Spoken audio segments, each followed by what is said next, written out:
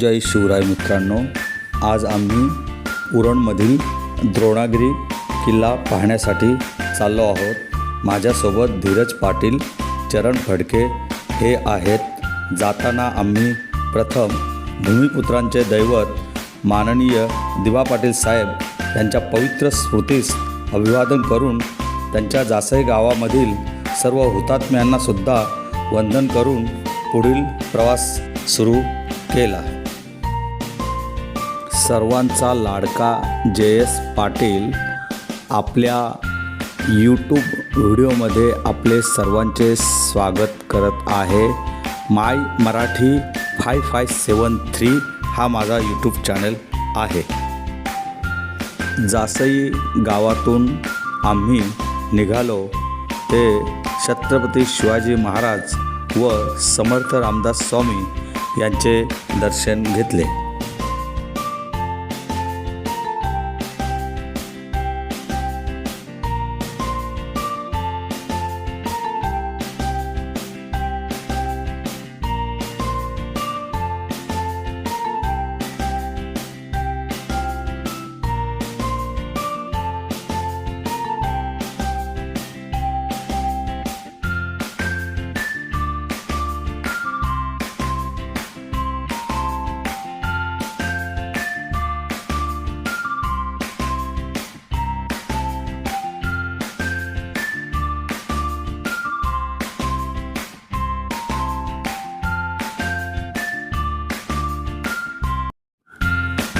द्रोणागिरी किल्ल्याची पौराणिक कथा अशी आहे की हनुमानाने संजीवनी बुटी आणताना द्रोणागिरी पर्वताचा काही भाग आणला होता, ज्यातून या टेकडीचे नाव द्रोणागिरी पडले असे मानले जाते आणि असे तेथे सांगतात।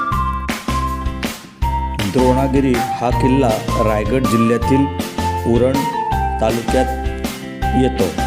येथे डोंगर माथ्यावर द्रोणागिरी आईचे प्रसिद्ध असे मंदिर आहे। या द्रोणागिरी आईच्या मंदिराला पूर्णावती देवी असेही नाव आहे।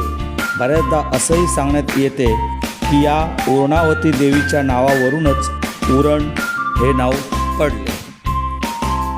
द्रोणागिरी किल्ल्याला चढताना पूर्वेकडून एक प्रवेशद्वार असून रस्तासुद्धा पूर्वेकडून आहे, परंतु तो रस्ता खराब झाल्यामुळे आम्ही पश्चिमकडील भागाकडून रस्त्याने चालत वर गेलो। या किल्ल्याची समुद्रसपाटीपासून उंची 353 मीटर उंची तर 1158 फूट उंची असावी। द्रोणागिरी हा किल्ला देवगिरीच्या यादवांच्या ताब्यात होता। 1530 मध्ये पोर्तुगीजांनी याचा ताबा घेतला। अंतानो दो पार्तो या पोर्तुगीज अधिकाऱ्याने येथे नोसा सेनोरा नावाचा चर्च बांधला। 16व्या शतकात हा किल्ला आदिलशहाच्या ताब्यात केला। 1689 साली संभाजीराजे यांच्या मावल्यांनी हा किल्ला स्वराज्यात सामील करून घेतला। त्यानंतर हा किल्ला पुन्हा पोर्तुगीजांनी घेतला। स्वराज्याचे शिलेदार मानाजी आंग्रेंनी हा किल्ला ताब्यात घेतला। 4 मार्च 1739 साली मानाजी आंग्रे यांनी 40 गलबते घेऊन 2000 मावळे आणि 700 ते 800 स्थानिक आगरी व कोळी बांधवांना घेऊन द्रोणागिरीला वेढा दिला। सलग 5-6 दिवस हा वेढा चालूच होता। 10 मार्च 1739 रोजी हा वेढा प्रचंड ताकदीचा असल्यामुळे त्या इंग्रज अधिकाऱ्याने शरणागती पत्करली व हा किल्ला पुन्हा स्वराज्यात आला। छत्रपती शिवाजी महाराजांपासून चालत आलेली परंपरा म्हणजे जो शरणागती पत्करतो त्याला जीवनदान दिले जात असे, म्हणून मानोजी आंग्रेंनी या इंग्रज अधिकाऱ्याला जीवनदान देऊन चौल येथे रवाना केला। सन 1818 साली या किल्ल्याचा ताबा इंग्रजांनी घेतला। या किल्ल्याचा परिसर अतिशय स्वच्छ आहे, कारण दुर्ग मावळा प्रतिष्ठान, महाराष्ट्र राज्य शिवराज्य प्रतिष्ठान उरण, द्रोणागिरी गड संवर्धन संस्था उरण तसेच नवपरिवर्तन संस्था अशा संस्था किल्ला स्वच्छ ठेवत असून किल्ल्याचे संवर्धन करत असतात। जय शिवराय। मित्रांनो, हा व्हिडिओ आपणास आवडल्यास नक्कीच शेअर करा व लाईक करा. जय शिवराय.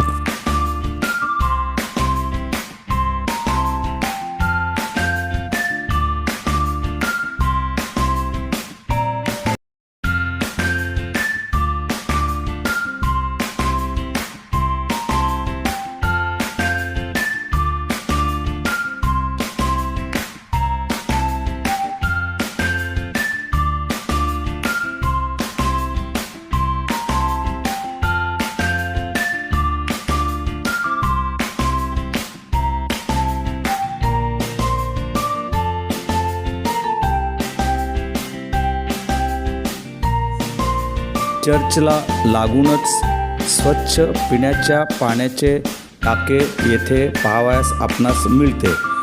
इतके पाणी स्वच्छ होते की माझ्यासोबत आलेला माझा भाचा बिल्डर चरण फडके याला मोह आवरला नाही. तेथील एका पोहऱ्यामध्ये त्यांनी पाणी खेचून स्वतः मुखमार्जन करून स्वतः प्यायला. खूप छान पाणी आहे असं त्याची प्रतिक्रिया आहे. म्हणजे कितीतरी वर्षानंतर केलेले टाके त्यावरील पिण्याचे पाणी आजही स्वच्छ आहे, हे विशेष आहे. जय शिवराय. 1 मे रोजी दुपारच्या रखरखत्या उन्हात आम्ही किल्ला चढलो. सुमारे पाऊण ते 1 तास आम्हाला वेळ लागला. तहान काहीशी लागली होतीच, परंतु पुढे चर्चच्या बाजूला पाण्याचे टाके भेटले.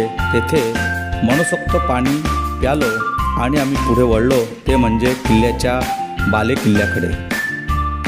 बालेकिल्ल्याच्या पुढील बाजून अजून पुढे चालत आपण गेलो की मुख्य किल्ल्याचा जो मुख्य प्रवेशद्वार तो आपल्याला लागतो. त्यानंतर खाली थोडे गेलो की आपल्याला तिथे त्या प्रवेशद्वारातील काही वरचे दगड पडल्यामुळे त्याच्यावर जे नक्षीकाम केलेले गणेशाची मूर्ती होती, ती दगड त्या पहारेकरांच्या देवळ्यांच्यामध्ये ठेवल्यामुळे तेथे सर्वजण त्या गणेशाचे दर्शन घेतात. आम्हीही दर्शन घेतलो आणि आनंद व्यक्त केला आणि पुन्हा त्याच दरवाजातून माघारी वळलो. जय शिवराय. या किल्ल्याच्या पश्चिमेकडील बाजूस ONGCचा प्लांट असल्यामुळे तेथे व्हिडिओ शूटिंग, फोटो काढण्यास मनाई अशी नवीन सूचना तेथे काही वर्षापूर्वी जाहीर झालेली आहे. त्या किल्ल्याच्या पश्चिमेकडील बाजूसच त्या ONGCमधील सिक्युरिटी लोकांची केबिन आहे. त्याच्या काहीशा अंतरावर हनुमंताची मूर्ती आपणास पाहावयास भेटते. या छोट्या मंदिरातील श्री गणेशाचे व हनुमंताचे दर्शन मी व माझा भाचा चरण फडके यांनी घेतले व त्यानंतर तेथील सूर्यास्तसुद्धा आम्ही पाहिला. जय शिवराय.